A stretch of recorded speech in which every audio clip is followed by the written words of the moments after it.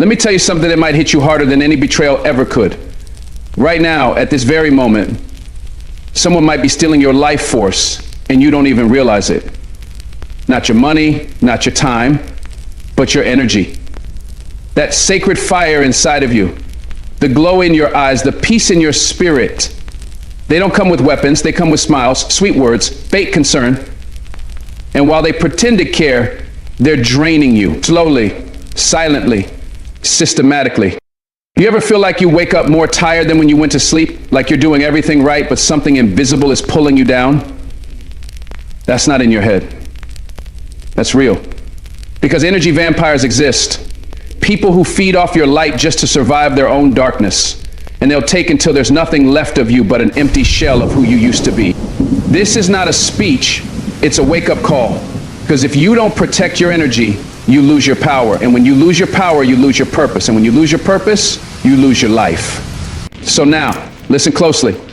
It's time to rise up and fight for your soul. You ever walk into a room and the second someone speaks, your whole spirit sinks? It's like the air gets heavier, your chest tightens, and you don't even know why. That right there, that's an energy drainer. Not someone having a bad day. No, I'm talking about people who make it a lifestyle. Folks who carry chaos like perfume and they spray it on everyone they meet. And if you're not careful, they'll label their dysfunction as your responsibility. They'll wrap it in friendship and love and blood ties, and before you know it, you're emotionally bankrupt while they're walking away full. Recognizing these people is not about hate. It's about survival. Because energy drainers don't need to curse you. All they need is your attention, your time, and your kindness. And they'll turn those gifts into chains. Some people only feel alive when someone else is struggling. They stir the pot and call it connection. They confuse closeness with control.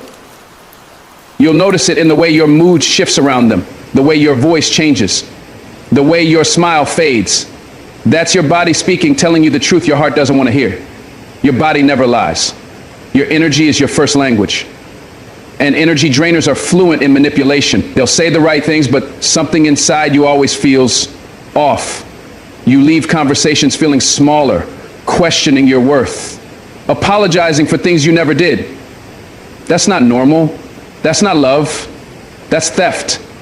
And if you keep justifying it, they'll keep feeding off you until there's nothing left but regret and silence. You ever notice how some people always need something? Your help, your advice, your time, your presence. But when you're down, they vanish. No return calls, no check-ins, just silence. But the moment they need you again, boom, they're back like nothing happened. That's not a coincidence, that's a pattern. Energy drainers operate on cycles. They watch you rise just so they can pull you down and act like they're lifting you up. You have to learn the difference between someone who's in pain and someone who is pain. There's a difference between people who occasionally fall and those who choose to live in the dirt and drag others into it. Don't let empathy blind you to toxicity. Compassion should never come at the cost of your peace. There are folks who disguise their drain with jokes. They'll laugh at your dreams, mock your goals, throw little jabs disguised as just kidding, but deep down, you feel the sting. That's not support, that's sabotage. And the worst part, you'll second guess yourself. You'll wonder, am I too sensitive? No, you're not. You're just awake. Awake enough to realize that some people use humor as a weapon and sarcasm as a mask. They can't celebrate you because your shine reminds them of their shadows. Recognize this. If someone's words consistently make you doubt your value, they're draining you. Not with fire, not with rage, but with poison disguised as friendship. That's the most dangerous kind. And then there are the constant victims. People who are always at war with the world, always going through something, always pulling you into their latest crisis. Every time you try to breathe, they come crashing in with another problem. And listen, it's okay to help people. We all go through storms. But when you become their emotional sponge, soaking up every drop of their chaos, your spirit gets heavy. You start carrying battles that aren't yours. That's not love. That's emotional hostage taking. And some of these people don't want solutions, they want spectators. They want someone to sit in the dark with them because they're afraid to walk toward the light. Don't let their fear become your cage. You'll meet folks who wear the mask of mentors, friends, even partners, but their energy feels like a leash. They applaud you as long as you stay beneath them. But the moment you grow, evolve, rise, they start acting distant, cold, critical. That's because they were never clapping for you, they were clapping for control. Pay attention to who grows quiet when you get loud, who vanishes when you succeed, who undermines your progress with advice that feels more like doubt. That's not guidance, that's sabotage. Some people only feel powerful when they're needed, and when you no longer need them, their true colors show. Recognizing energy drainers means looking past the surface and trusting your gut, even when it breaks your heart. What's wild is that energy drainers aren't always loud. Some are subtle. Quiet, they sit in the back and play the long game. They don't argue, they sulk. They don't confront, they guilt trip. You try to share good news and they hit you with silence, or worse, must be nice. That passive aggression, that's not harmless. It's emotional corrosion. It's a way to make you shrink so they don't have to grow. It's how small minds try to level the playing field, by pulling greatness down to their level instead of rising. And if you don't recognize it for what it is, you'll find yourself dimming your light just to keep the peace. That's not peace. That's self-abandonment. Energy drainers feed off your reactions. The more you explain, the more they twist. The more you defend yourself, the more they distort your words. You'll start rehearsing conversations in your head before you even speak. You'll tiptoe, walk on eggshells, avoid eye contact, all in the name of keeping the relationship. That's not connection, that's imprisonment. A real connection doesn't require you to shrink, silence, or second guess yourself. When you recognize this pattern, you gotta make a choice. Peace or pleasing. You can't have both. And the day you choose peace, that's the day the energy thieves lose access to your soul. Some of the deepest energy drainers? Family. Yeah, I said it. The ones you've known your whole life, the ones you feel obligated to because of blood. But hear me. Blood makes you related, not loyal. Some people hide behind the word family just to keep hurting you, just to keep their hands on your life without ever earning that privilege. You're allowed to love people from a distance. You're allowed to outgrow people, even if they raised you, even if they share your DNA. If someone is consistently draining your peace, robbing your joy, and disrespecting your boundaries, they're a threat to your life force. And your soul is not a sacrifice, even for family. You've got to start paying attention to how you feel after every interaction. If you leave a conversation feeling anxious, confused, belittled, or small, that's not your fault. That's feedback. That's your energy telling you the truth. Recognizing energy drainers doesn't make you cruel, it makes you conscious.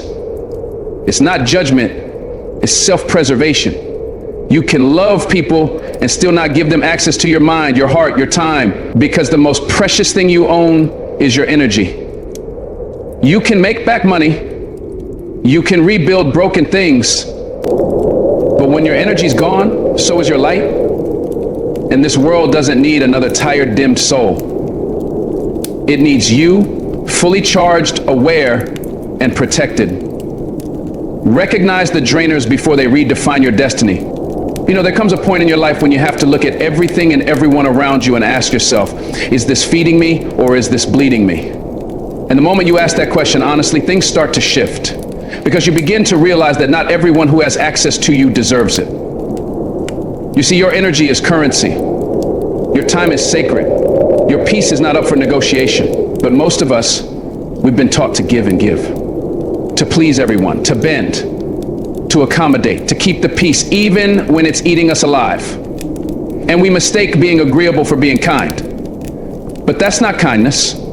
That's self-erasure. That's the slow death of your own soul for the comfort of others. And if you keep doing that, you'll wake up one day surrounded by people who benefit from your boundaries being weak, and none of them will know the real you. That's why boundaries aren't just protection, boundaries are revelation. They reveal who values you and who values what they can take from you.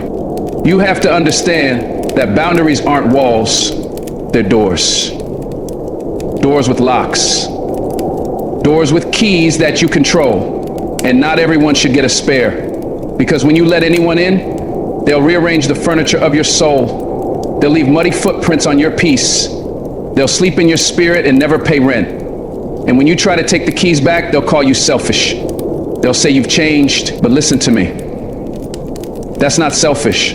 That's survival. That's choosing to stop bleeding for people who wouldn't even hand you a bandage. You see, when you don't have boundaries, people treat you like an unlimited resource. And you start treating yourself that way too. You answer calls when your soul is tired. You show up when your heart is broken. You give when you have nothing left. And the truth is, people will applaud you for it. They'll call you dependable, but inside you'll feel hollow.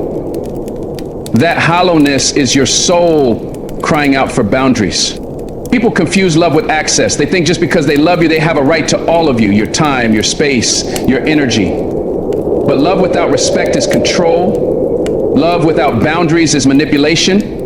And some people don't want to love you, they want to use you. They want your presence when they're lonely, your help when they're drowning, your light when they're in darkness, but they don't want your truth. They don't want your no. They don't want your limits. And when you start building those limits, when you start saying, I can't do that today, or I need space, or that doesn't work for me, you'll watch them squirm.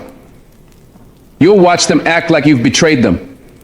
But what you're really doing is reclaiming yourself. You're standing up for the version of you that's been silenced for too long, that inner voice that's been whispering, I'm tired, I need rest, I need peace. Boundaries are how you answer that voice. Boundaries are how you start loving yourself out loud. Some people will test your boundaries not because they don't understand them, but because they're hoping you don't enforce them. They're watching to see if your no is real or if it's just a pause before your usual yes. And that's where the power lies, not in setting the boundary, but in keeping it when it's tested. Because let's be real, it's easy to talk about self-respect, but it's hard when you have to enforce it with people you care about. It's hard to say no to your family when they've always expected you to say yes. It's hard to tell a friend you can't be their emotional crutch anymore. It's hard to tell a partner that your needs matter too. But that hardness, that resistance, that's the threshold of freedom. Every time you uphold your boundary, you strengthen your soul. You remind yourself that your well-being matters. You tell the world that your energy is not a public utility. You stop being a doormat and start being a door, one that only opens for truth, respect, and love. There's this lie people love to tell, that if you have boundaries, you're cold, you're distant, you don't care. But let me tell you something. The most loving people I know have the strongest boundaries because they know how dangerous it is to love without limits. They know how easily love can become martyrdom. They know that giving too much of yourself too often to the wrong people can leave you empty and bitter. So they guard their energy like it's holy, because it is. They say no with compassion. They take space without guilt. They rest without apology. And in doing so, they teach others how to love them in a way that's sustainable. That's real love. Not the kind that demands everything, but the kind that respects everything. And if someone can't handle your boundaries, that's not your problem to fix. That's their discomfort to process. You are not responsible for managing other people's emotions about your self-care. It's wild how when you start creating boundaries, you start seeing things you couldn't see before. You start realizing how much of your life was shaped by fear. Fear of being rejected, abandoned, misunderstood. So you gave and gave, hoping that love would keep coming if you just kept sacrificing yourself. But all that did was teach people how to take from you without giving anything back. When you build boundaries, you stop you stop over-explaining. You stop apologizing for being human. And in that silence, in that space, you finally hear your own voice. You hear your needs, your limits, your truth. And maybe it's shaky at first. Maybe your voice trembles. But even a trembling voice is still a powerful one because it's real. And anything real is worth protecting. That's what boundaries do. They carve out space for the real you to breathe. It's important to remember that boundaries are not about rejection. They're about alignment. You're not pushing people away. You're pulling yourself closer, closer to what matters, closer to what feels right. And yeah, you'll lose some people. But you'll also find peace. You'll find clarity. You'll stop waking up with anxiety in your chest and confusion in your spirit. Because your energy will no longer be scattered across the expectations of others. You'll be grounded, whole, present, and people will feel that. They'll see the shift in your eyes and your posture and your presence. That's the glow of someone who finally chose themselves. And choosing yourself doesn't mean you don't love others. It means you love yourself too. You're no longer willing to bleed for people who won't even reach out a hand.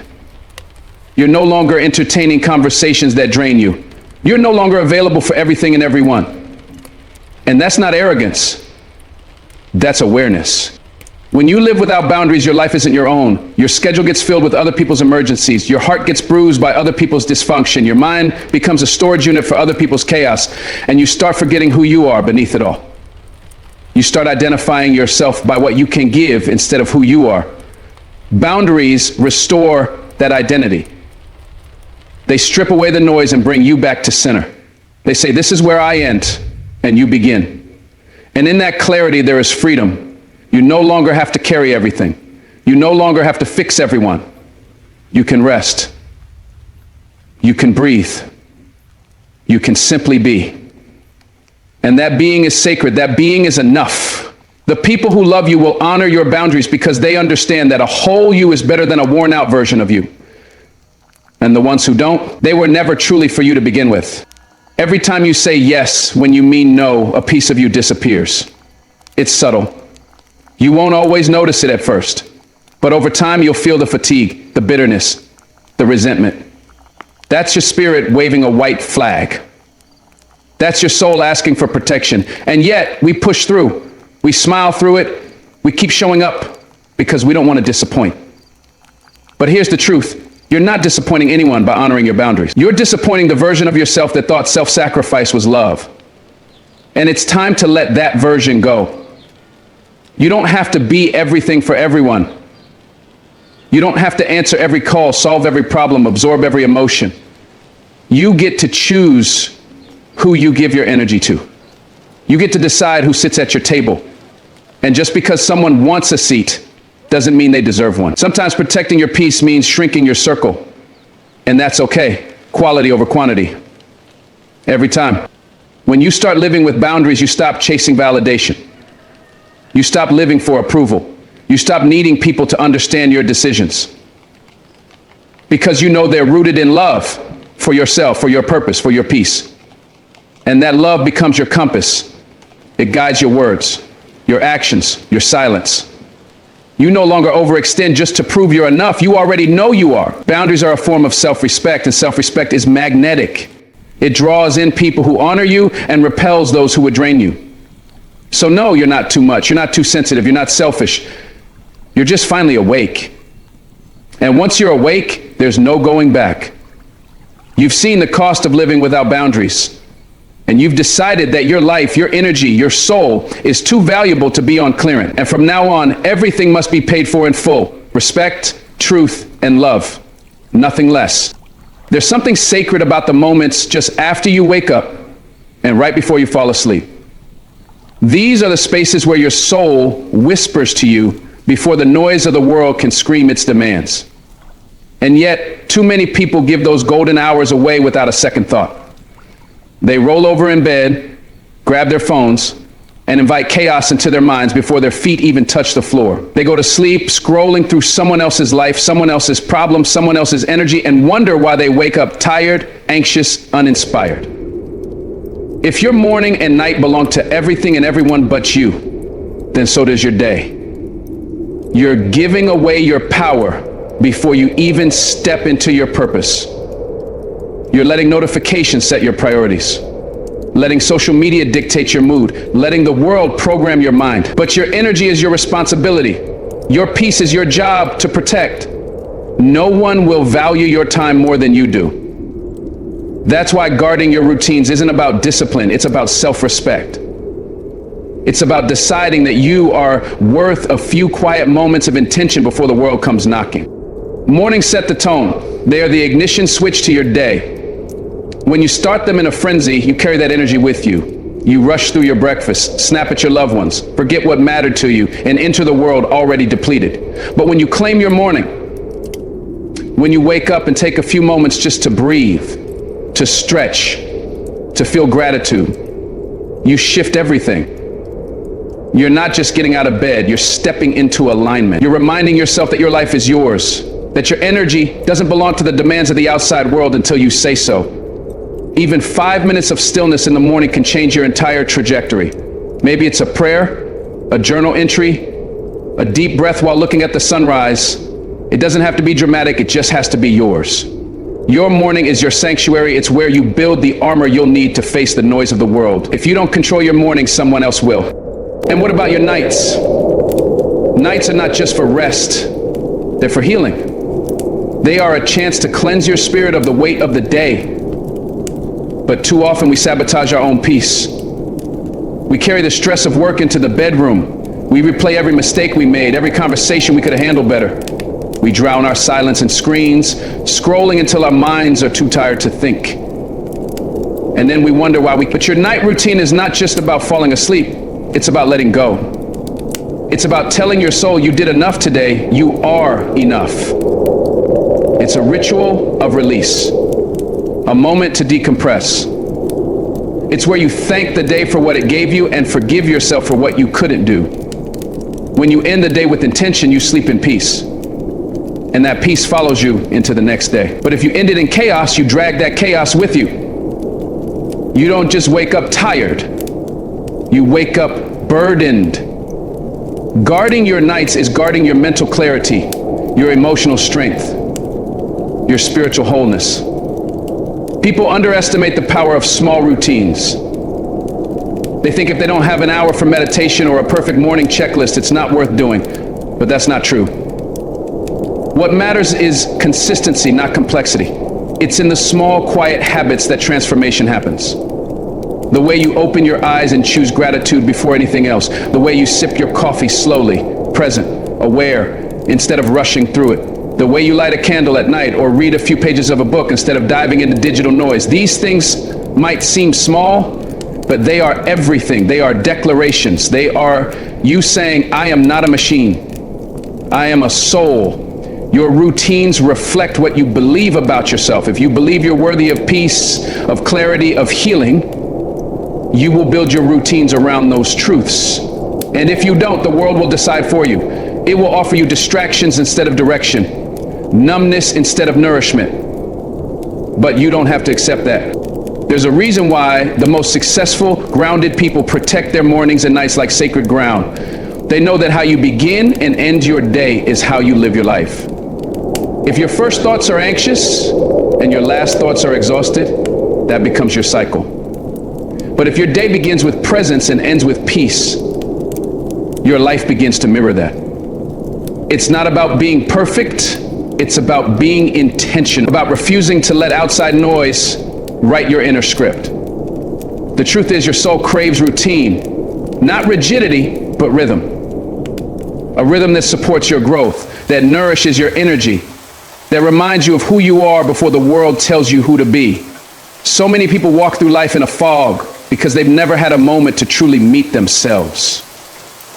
Guarding your routines gives you that moment, that reconnection, that clarity. And in that space, you start to see what needs to stay and what needs to go. Who's pouring into you and who's pulling from you. You start living, not just surviving. Distractions are louder in the morning and even louder at night. That's when your mind is vulnerable. In the morning, you haven't fully awakened yet, so anything you consume gets embedded deeply. And at night, when you're worn out, your filters are down, so negativity slips in more easily. That's why it's crucial to be mindful of what you allow into your mental space during those hours. Avoid waking up to stress. Don't open emails before you've opened your heart. Don't scroll through chaos before you've centered your thoughts. In the same way, don't fall asleep listening to arguments or watching violence on a screen. That energy doesn't just disappear, it follows you into your dreams, into your subconscious. Guard your inputs. Speak kindly to yourself. Speak gently to the people you love. Let your mornings be light and your nights be calm. You deserve that. You deserve to be the first and last voice that shapes your day, not the opinions of strangers, not the weight of the world. When you treat your routines with reverence, your life starts to reflect that reverence. You begin to glow from within. You're not reacting, you're responding. You're not chasing peace, you're creating it. The world may still be chaotic, but you are not, because you've anchored yourself in something deeper. And people will notice. They'll ask what changed. They'll wonder why you seem so grounded, so steady. And the truth is, it's not magic. It's management. It's spiritual management. It's emotional boundaries. It's knowing that your peace is too precious to leave unguarded. When your mornings are sacred, your whole day becomes a continuation of that sacredness. When your nights are peaceful, you carry less weight, and that weightlessness makes room for creativity, for joy, for presence. That's not just routine, that's a lifestyle. A lifestyle of alignment, a lifestyle of intention. We live in a culture that glamorizes hustle and glorifies exhaustion. But what's the point of success if you're too burned out to enjoy it? What's the point of reaching goals if your spirit is too tired to celebrate? Guarding your routines is how you fight back against the lie that your worth is based on how busy you are. It's how you tell the world, I am more than my productivity. It's how you tell yourself, I deserve care too. That care doesn't have to be elaborate. It could be a prayer, a slow walk, silence, stillness, a moment to reflect on what you're grateful for, even if it's just being alive. That kind of care adds up. It reshapes your nervous system. It rewires your thoughts. It creates a baseline of peace so that when chaos comes, and it will, you have something steady to return to. Your routines become your refuge. And in a world that tries to keep you spinning, a place of refuge is everything. It's easy to say, I don't have time for routines, but the truth is, you make time for what you value. And if you don't value your peace, no one else will. If you don't value your energy, it will be spent for you. There's no magic number. 10 minutes of presence is better than an hour of mindless activity. You don't need perfection. You need permission. Permission to pause, to breathe, to reset. You need to know that it's okay to step away from the world and into yourself. That it's okay to not be available all the time. That your phone can wait, that your to-do list can wait, but your soul, it can't wait anymore. It's been asking for space, asking for quiet, asking for care. So give it that. Make it non-negotiable. Make your morning and night routines your sacred time, because in that space, you're not just preparing for the day or recovering from it, you're building the life you were meant to live. And maybe it feels strange at first. Maybe sitting in silence makes you uncomfortable. Maybe not checking your phone feels like withdrawal. That's normal. We've been trained to feel every moment. But healing happens in stillness, growth happens in space, insight happens in quiet. When you guard your routines, you're choosing not to numb anymore. You're choosing not to distract yourself from yourself. You're choosing to feel, to heal, to awaken. And that choice is the beginning of everything. Because once you realize how powerful your energy is, how sacred your time is, you'll never give it away so freely again. You'll guard it like gold, because it is. And your mornings and nights are the vaults that protect that gold. Start today. Wake up with intention, sleep with peace, and everything in between will begin to change. Not because the world changed, but because you did. You chose you. And that choice will echo through every part of your life. Some people don't love you, they just love what they can get from you. And the moment you try to set a boundary, they don't react with understanding, they react with guilt. Not their own guilt, but the guilt they throw onto your shoulders like a heavy coat you didn't ask to wear. These are guilt manipulators. People who twist your love, your empathy, and your kindness into weapons against you. They play the victim when you're just trying to protect your peace. They cry foul when you're simply trying to breathe, and slowly you begin to question yourself. Am I the selfish one? Am I being too cold? Am I abandoning someone who needs me? But let me tell you, choosing your peace over manipulation is not selfish. It's survival. These manipulators are not looking for connection. They're looking for control. They want to keep you tethered by your own goodness. And that's the cruelest trick of all, using your heart against you. That's why you have to cut them off. Not with hatred, not with vengeance, but with clarity, with finality, with a quiet, unwavering decision that your energy will no longer be a playground for their games. You don't owe loyalty to someone who's poisoning your spirit. Just because someone's been in your life a long time doesn't mean they deserve access to your mind and heart forever. History doesn't guarantee harmony, and guilt manipulators know this. They weaponize your past. After all I've done for you, they say, you're just gonna walk away? But what they've done for you is often conditional, transactional, and laced with unspoken expectation. They help you so they can own you. They support you so they can say they built you. But love doesn't keep score. Real love doesn't ask for repayment through submission. Guilt manipulators thrive on keeping you small because your growth threatens their grip. Your confidence, your independence, your healing, it exposes their game. And they'll tighten their hold the moment they sense you waking up. That's when you have to be strongest. That's when you have to stop explaining, stop justifying, stop playing fair with someone who's only ever played to win. You don't need to announce your exit. You just need to leave. Because anyone who loves you through guilt doesn't love you at all. It's not just what guilt manipulators say, it's how they make you feel. They leave you walking on emotional eggshells, afraid to disappoint them, terrified of being labeled ungrateful or heartless. You find yourself apologizing for things that weren't wrong. You over-explain your choices, hoping they'll understand, hoping they'll stop making you feel like the villain in your own story. But they don't stop, because it's not about understanding, it's about control. The more you bend, the more they expect. The more you give, the more they take. Until one day you realize you've abandoned yourself in the name of keeping the peace. But peace built on guilt is not peace, it's a prison.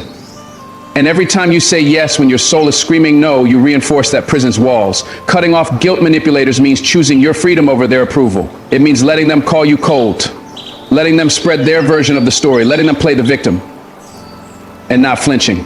Because at the end of the day, your spirit knows the truth. And that truth will always cost you something, but it will set you free. They will make you feel responsible for their happiness. They'll frame their pain as your fault, their bad choices as your burden. If you hadn't done that, I wouldn't be like this. That's their anthem. That's how they bind you, by convincing you that their emotional state is a direct consequence of your actions. And if you're empathetic, that message lands hard. You want to fix it. You want to make it right. But here's the truth. You are not responsible for how others choose to react. You are not their emotional caretaker. Guilt manipulators rely on your compassion to keep you chained. They know you're kind. They know you care. And that's why you're the perfect target. But you can't keep setting yourself on fire to keep someone else warm. At some point you have to say no more. Not because you're cruel, not because you stopped caring, but because you finally started caring about yourself too. You have the right to protect your emotional space from people who use their pain as a weapon against your peace. They'll tell others how much they gave to you. They'll tell stories of all the sacrifices they made, all the things they did out of love. But they won't mention the pressure, the guilt, the manipulation that came attached to every gift. They won't talk about how every favor had strings. They won't mention the emotional debt they constantly remind you of. That's the image they create. One where they're the generous hero and you're the ungrateful disappointment. And for a while that might hurt, it might sting to be misunderstood, misrepresented. But let me tell you something powerful.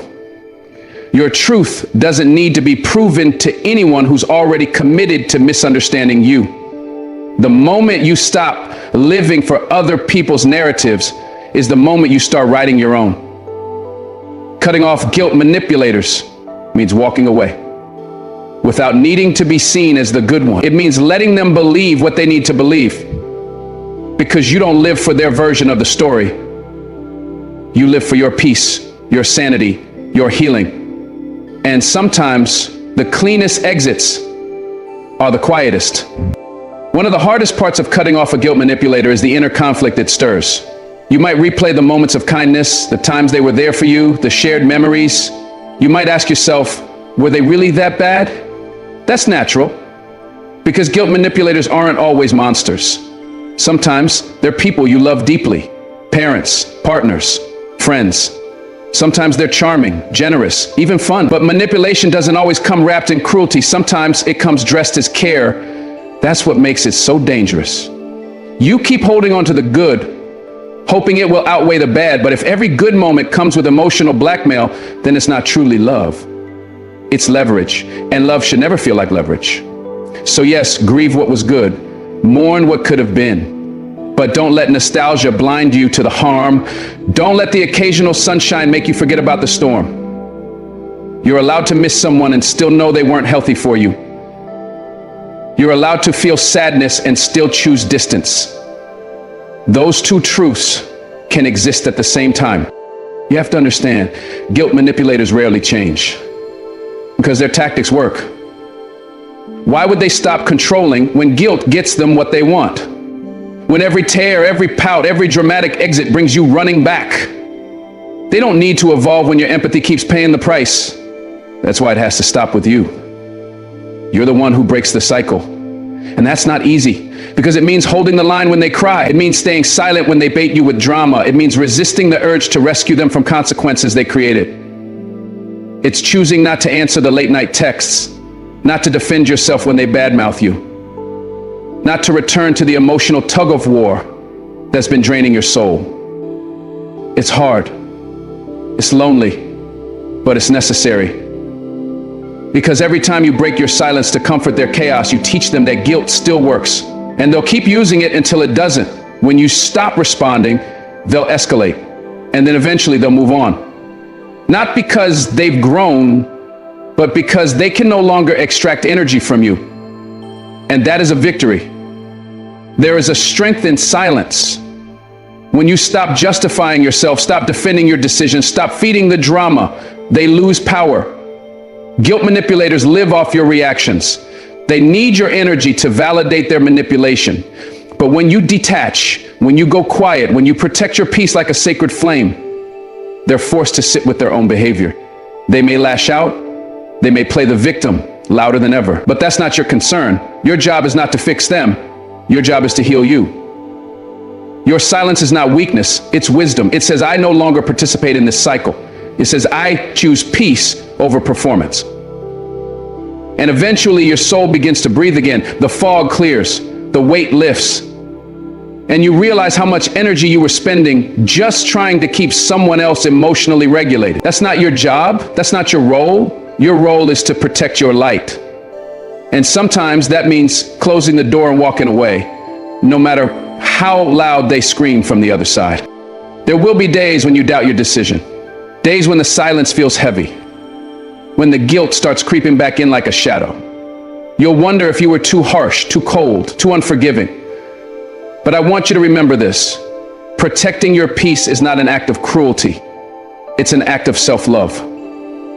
You didn't cut them off out of hate. You cut them off because they were stealing your joy, your clarity, your sanity. And while healing isn't always loud or dramatic, it is powerful. Every day you choose yourself. Every day you resist the pull of old manipulation. You're building a new foundation, one that's rooted in truth, in strength, in freedom. You'll meet new people who don't play games with your heart. You'll find relationships that don't thrive on guilt, but on mutual respect. And you'll look back one day and realize the moment you let go of them was the moment you finally came back to you. You were not created to live under emotional blackmail.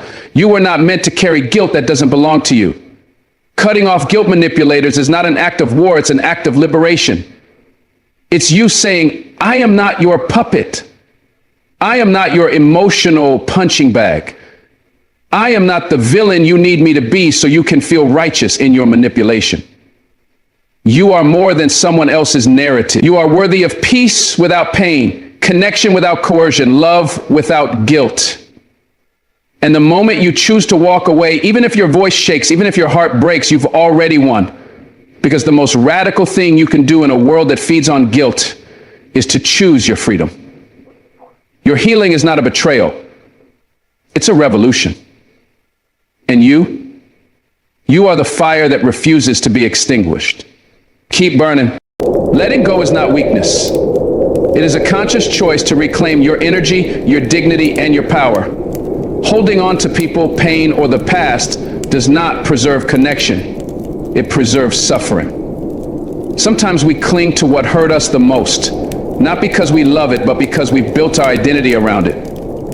We say things like, this is just who I am, when in truth it's just what we've known. But if you look closely, you'll see the cost of holding on. You'll see the sleepless nights, the anxiety that builds up every time their name pops up, the loss of joy you feel in moments that should have been yours to enjoy fully. Letting go is not about forgetting what happened. It's about refusing to let it control your peace. It means no longer rehearsing the same conversations in your head, no longer defending your pain to people who will never understand, and no longer trying to force someone to see your worth. Reclaiming your power starts with silence. Not the silence of fear, but the silence of freedom. The silence that says, I'm no longer waiting for closure. I'm no longer begging for recognition. I'm moving forward because I deserve to. When you finally decide to let go, your spirit starts to breathe again. At first, it might not feel like peace. It might feel like emptiness. Because you're stepping away from something that consumes you for so long, and your mind will keep reaching for that familiar chaos. But hold steady, because on the other side of that discomfort is a calm you've never known. You'll start noticing how your energy isn't constantly being drained. You won't have to keep pretending, explaining, or managing someone else's emotions. You'll be able to sit in your own space without noise, without drama, and feel a quiet strength building inside of you. That strength is your power returning. That's your intuition coming back online. You'll start hearing your own voice again, not the voices of guilt, shame, or obligation. And in that stillness, you'll remember who you were before they broke you, before life bent you, before the story you told yourself became about surviving rather than thriving. Letting go doesn't mean giving up. It means giving yourself back to yourself, piece by piece, without apology or permission. It's a slow remembering of everything you buried for the sake of someone who didn't deserve it. People will often confuse your detachment with indifference, but they'll never understand the war you had to fight to arrive at peace. They don't know how many nights you wrestled with yourself, debating whether to stay or go, whether to keep forgiving or finally choose yourself. They only see the outcome. They don't see the emotional labor that went into cutting the cord. And that's okay, because your healing doesn't need to be visible to be valid. You owe no one an explanation for your evolution. When you let go, you're not rejecting them, you're rescuing you. And sometimes that rescue is quiet. It's not a dramatic exit or a confrontation. It's waking up one day and deciding that your mental and emotional health is more important than keeping toxic peace. It's realizing that their love, if it came with conditions, wasn't love at all. And suddenly, your boundaries become sacred. Not because you've become hard, but because you've become clear. Clear on what you will allow, clear on who you are, and clear on what you deserve. Power isn't something they took from you. It's something you gave away while trying to be enough. Now, you're simply taking it back. There is a moment in every person's life when they must choose between pleasing others and protecting their soul. When you let go, you are making that choice. You're saying, I'm done shrinking myself to be digestible. I'm done betraying my intuition for comfort. I'm done performing emotional gymnastics just to make other people comfortable. Letting go is not cold. It is warm. It is the warmth of returning to yourself after years of abandonment. You begin to notice the subtle ways you had been silencing yourself. The way you held your tongue in rooms that didn't deserve your silence. The way you apologized for having needs. The way you rationalized disrespect and called it compromise. And you feel anger, not just toward others, but toward yourself. That's part of the process.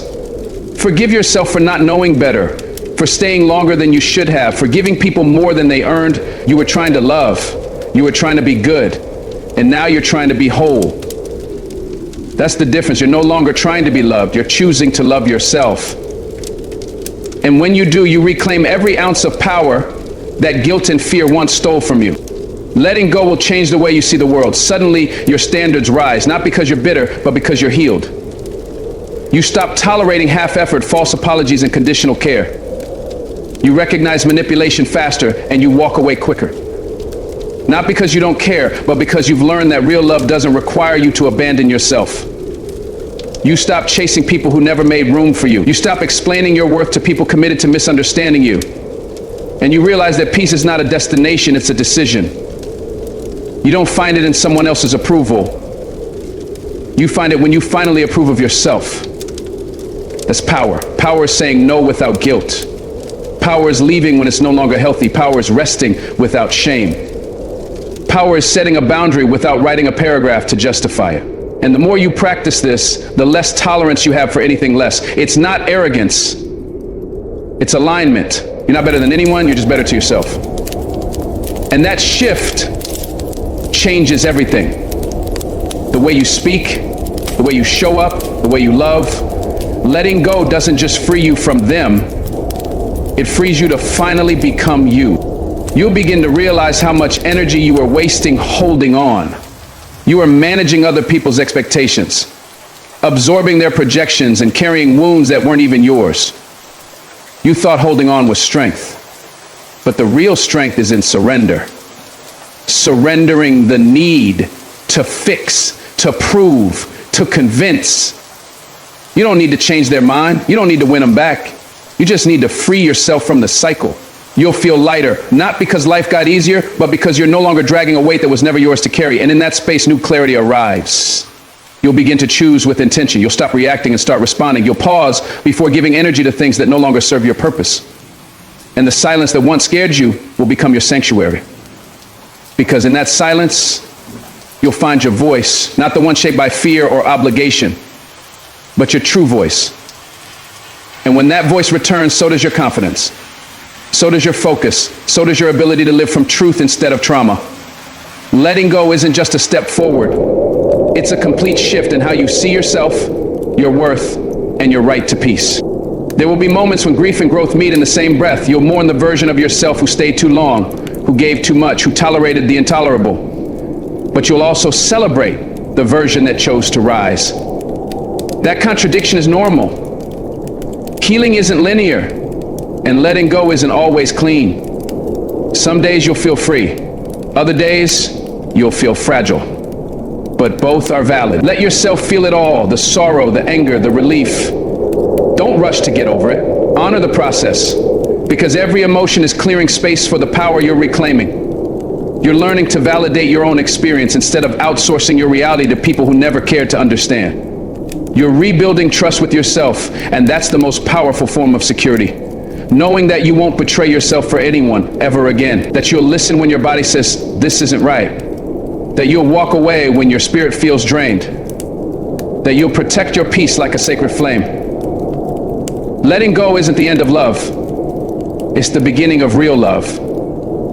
The kind that starts with you, honors you, and never asks you to disappear to be worthy. Every time you choose to let go of something toxic, you create room for something true. That's the quiet miracle of surrender. You're not just walking away from something bad, you're walking towards something better, a version of yourself that's grounded, present, and unapologetic. You'll start noticing how little validation you actually need. How powerful you feel when you no longer give energy to people who deplete you. Your time becomes sacred, your space becomes intentional, and your relationships shift from performance to presence, from survival to safety. You stop auditioning for love. You stop shrinking for acceptance. You start owning your worth without needing to be liked by everyone. That's what letting go does. It clears the fog. It sharpens your vision. It invites in clarity, purpose, and joy. And people will notice. Some will say you've changed. Let them. Change is the evidence that you refuse to stay broken. You chose to evolve, to rise, to be reborn. And the more you lean into that truth, the more natural it becomes to release what no longer aligns. Not with anger, but with love. Not with bitterness, but with boundaries. You're not escaping, you're arriving. Fully, deeply, and powerfully. The people who once controlled you through fear and guilt will try to re-enter your life the moment they sense you're moving on. That's the test. That's where you find out how far you've truly come. Will you open the door again for old patterns, or will you protect the progress you've made? Letting go isn't a one-time decision, it's a daily choice.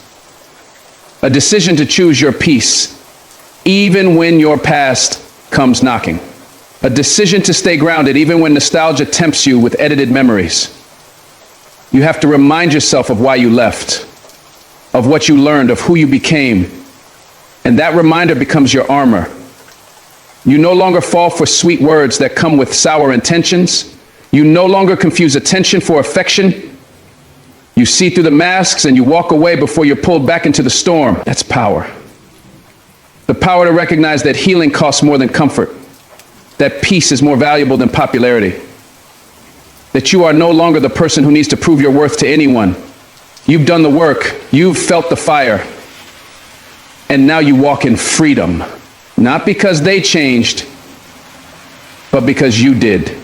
As you keep letting go, you'll stop chasing closure and start creating peace.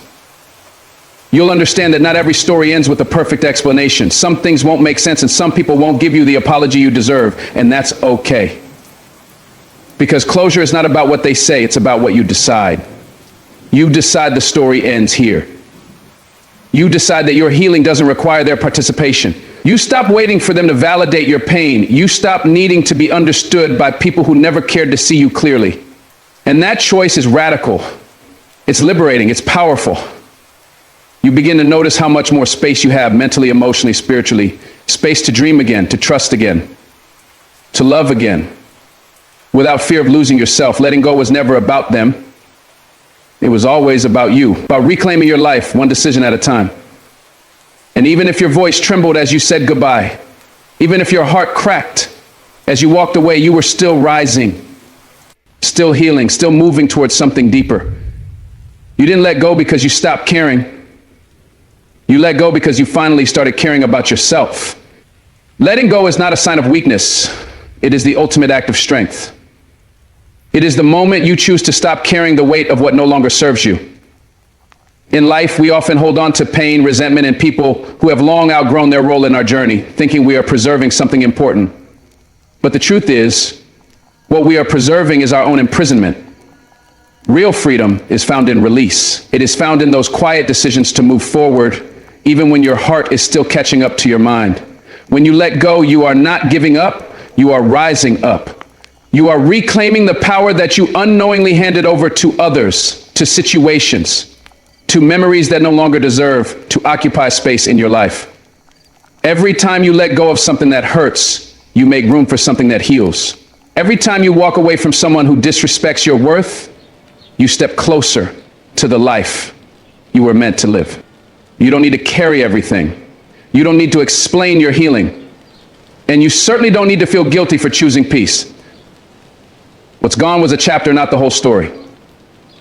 Reclaiming your power begins with believing that you deserve better, even if you can't yet see what's next. Sometimes the greatest transformation comes after the greatest surrender. So breathe deeply, let the past fall away, and walk forward with strength and clarity. Let your silence speak louder than your pain ever could. Let your healing roar from the quiet strength within. You come this far not to stay in the same place, but to evolve.